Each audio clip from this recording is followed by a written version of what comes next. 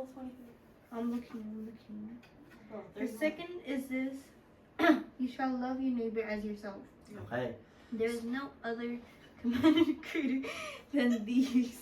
There's no other greater command than this. There's only two commands that we need to remember. Love God with Yes. everything, your mind, your strength, and Love your neighbor. love your neighbor Ew. as You love yourself. of yourself. Ew. So this is what the command. We don't like, we have to change the love that we feel. We don't like love only the things that we like or looks attractive. God says, love your neighbor as yourself. Leviticus 19:18. Mga! Yeah, Mom. Leviticus 19:18. 1983.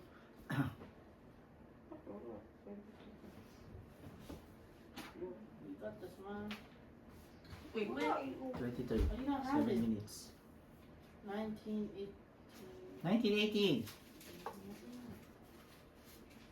Here, Mom. Here.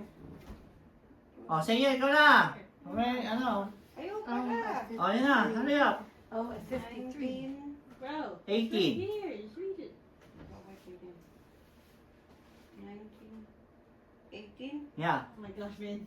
You shall not take vengeance. Vengeance. You just. Obedience. Or a grudge against the sons of your own people, but you shall love your neighbor as yourself. I am the Lord. So, that's the God's command.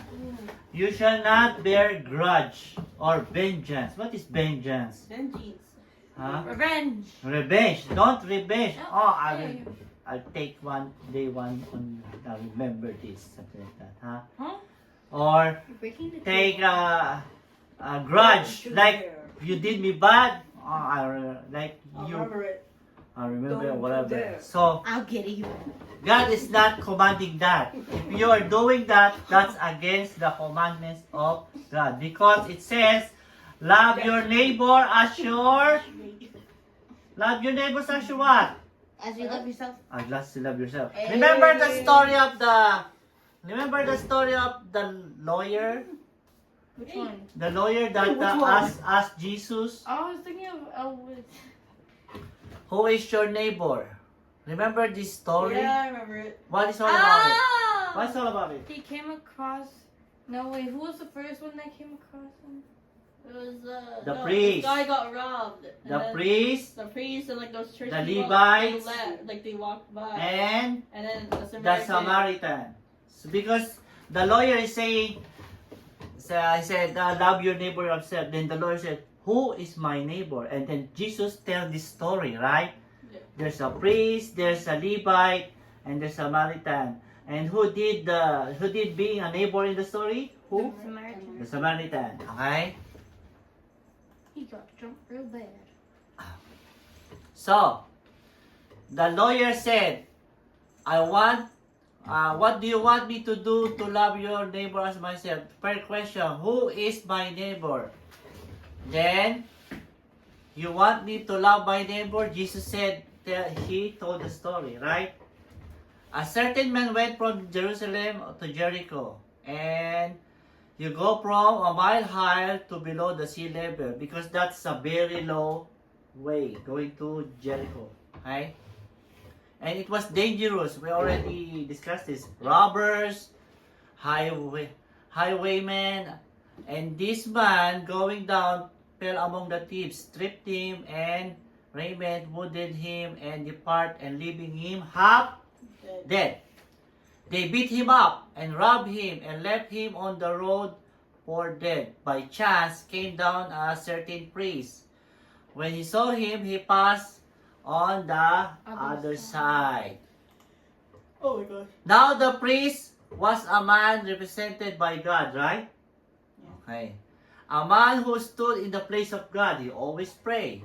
A priest was the one who connected people with God. Priest is our representative to God. A priest of all people in the society should have been behaved as God behaved. He was God's representative, and the priest came along and he saw the man and he said to the man, "Oh, this is not my friend. This is not in my group. Okay? We're just gonna finish this. Don't time me. Don't time me. So, he was God's, and What? and he went on the other side of the road who want to touch him. He's not my neighbor. That's the priest. He's not my neighbor. I don't want to touch him, huh? Because if he is, he's gonna help him, right?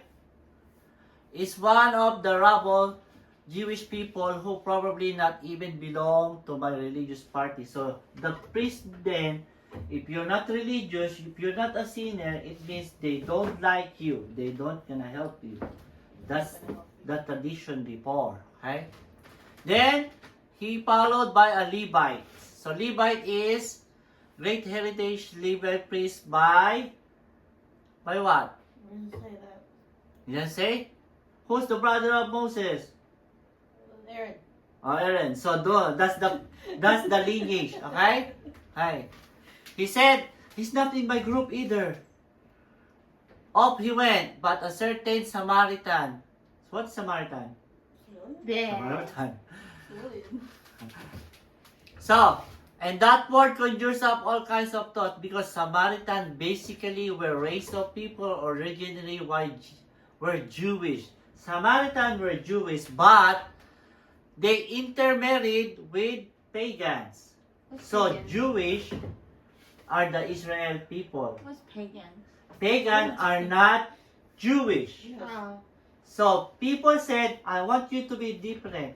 Don't intermarry with others because you're gonna be contaminated. Mm. So this Samaritan, after they were conquered, they intermarried with other people. So now the Jewish hate the Samaritan because they don't follow the law. So they became enemies. Nasaan na tayo? So they became half-breeds. And the most despicable thing to a pure-breed Jew was for somebody to defile the uniqueness of being a Jew by intermarrying a pagan. Pagan means believe in other things than God, or they have other religious belief. Okay? See this, I will read. Can you imagine? The Jew wouldn't even enter a Gentile house because they were so clean. They believe they will not enter to your house if you're not a Jew because they treat you as impure or unclean. Okay? The Jew wouldn't eat with a Gentile utensil. Even you use your spoon, they will not use your spoon. That's how they are so delicate. The Jew would even eat food cooked by a Gentile. If a food is from other people, it's not a Jew, they're not gonna eat it, no matter how delicious your food. For them, it's not. Okay? They would even go to the Gentile house because they believe the Gentile house aborted their babies. See? In the houses, and they were discreted places. They believed the wildest, the craziest thing about Gentiles, and they despised them. When they came back from their own country, they would even shake the dust of their garments because they didn't even want Gentile dust dragged into their land. See? When they go to Gentile, they clean. I don't want to bring dust of this Gentile in my land. See? And when they went from the south to north, they would go across the Jordan. So, if this is Samaritan village and they want to go to Jordan, they have to go around. They not even go to that city because they hate Samaritan. Okay? And when they wouldn't even go to Samaria. They didn't want to defile themselves with the polluted land. They don't want to step on the land of Samaritan because they think they're dirty because they intermarried pagan. Okay? That's how deep is the rival. Okay? And he came, a Samaritan, an enemy who would like bleeding a Jew, and they say, my good for him is about time for them to go to their Jew to way they treated us. But the holy pious priest, and Levite didn't see him as a neighbor. So what does it mean? When that Jew that was beaten and half dead, the Jew that is a priest, the Jew that what is a Levite, didn't help the beaten person, but the Samaritan, who's an enemy, Helped him. helped him. So what does it mean? Samaritan is the enemy of Jew, but who helped the Samaritan? The Jew, the Samaritan. So this is an example of love your enemies. Okay? I thought you were gonna say neighbor. Oh, You your did, neighbor. you did. Neighbor is your.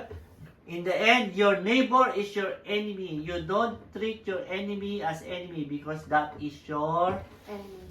neighbor. You're Okay. your enemy. Any question with this? Now you see we have 3 examples now. Yeah. Jesus, enemies the Roman, he prayed for him, for them. Stephen was stoned to death, but he nailed position to pray for those who were stoning him. Guess you say. And this one, the Samaritan. Samaritan helped the Jew. So, what does it implicate us? Someone did wrong to us, you don't bear a grudge. You have to love them, as what the Bible said. What is the Bible means? Basic instructions before leaving our. So these are the instructions that the Bible is telling us. So if it is hard, it's not gonna come automatically. You have to develop it. Oh, he hurt me, he did me wrong. Maybe I'm gonna let it pass. You know, the next time you can maybe do something good for him or her to make peace. Okay? Any question?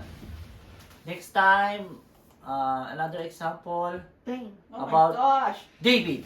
Okay? About David. David tayo next time. Okay? Pray na tayo, pray.